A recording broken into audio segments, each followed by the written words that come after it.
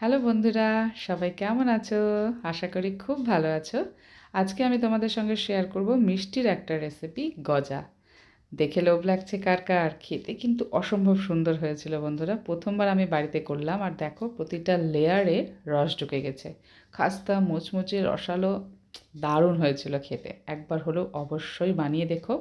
খুব সহজেই তৈরি হয়ে যায়, কোনো ঝামেলা নেই।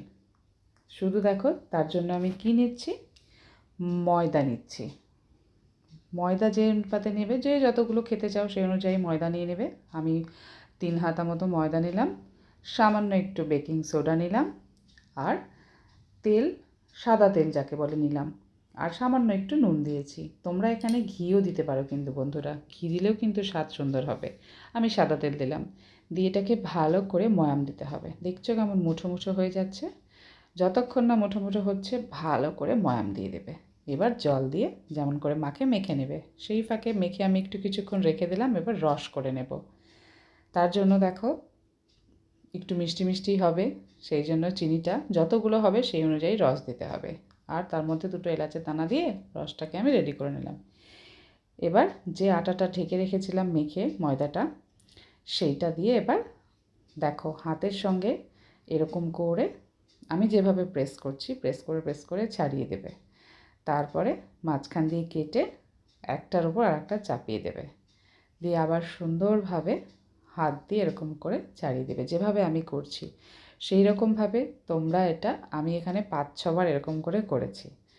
তো 5-6 বার এরকম করে নেবে। যেহেতু লেয়ার দিয়ে আমি করছি সেই জন্য। তোমরা যদি লেয়ার ছাড়া করতে চাও, এমনি জাস্ট প্রথম যেভাবে দেখালাম সেরকমভাবে কাটলেই হবে। কিন্তু লেয়ার দিয়ে করলে, দোকানে লেয়ার দিয়ে করে দেখবে, খুব সুন্দর হয় দেখতে। প্রতিটা লেয়ারে রস ঢুকে যায়।